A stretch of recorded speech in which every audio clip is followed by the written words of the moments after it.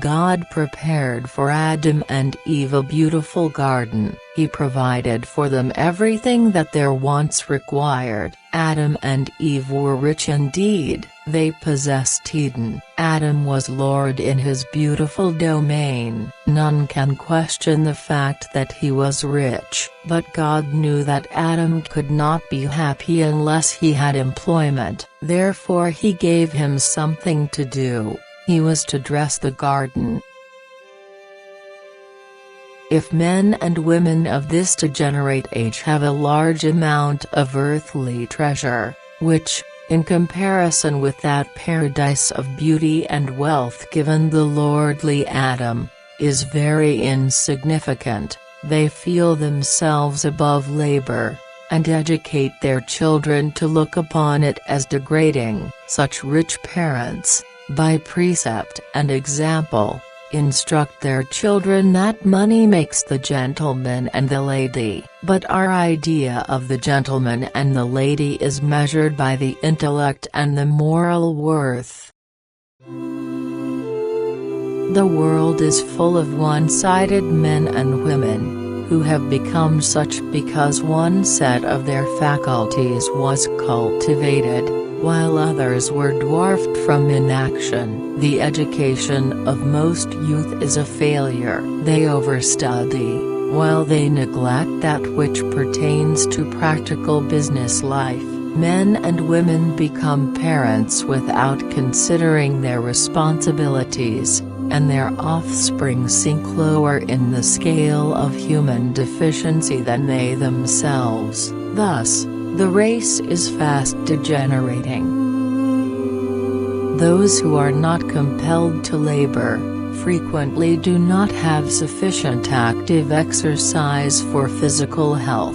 Young men, for want of having their minds and hands employed in active labor, acquire habits of indolence, and frequently obtain what is most to be dreaded, a street education. Lounging about stores, smoking, drinking, and playing cards. Young ladies will read novels, excusing themselves from active labor because they are in delicate health.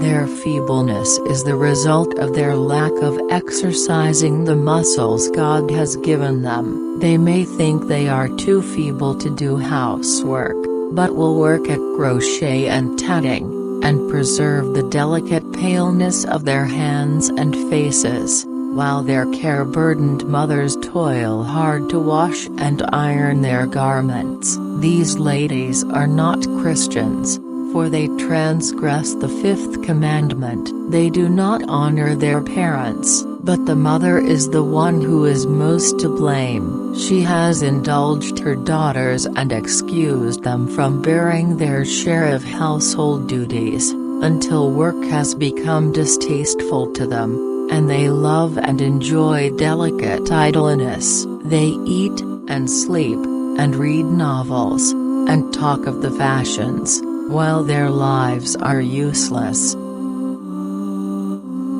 Parents, inaction is the greatest curse that ever came upon youth. Your daughters should not be allowed to lie in bed late in the morning sleeping away the precious hours lent them of God to be used for the best purpose, and for which they will have to give an account to Him. The mother does her daughters great injury by bearing the burdens that they should share with her for their own present and future good. The course that many parents pursue in allowing their children to be indolent, and to gratify their desire for reading romance, is unfitting them for real life. Novel and storybook reading are the greatest evils in which youth can indulge. Novel and love story readers always fail to make good, practical mothers. They are air castle builders, living in an unreal, unimaginary world. They become sentimental, and have sick fancies. Their artificial life spoils them for anything useful. They are dwarfed in intellect, Although they may flatter themselves that they are superior in mind and manners, exercise in household labor is of the greatest advantage to young girls.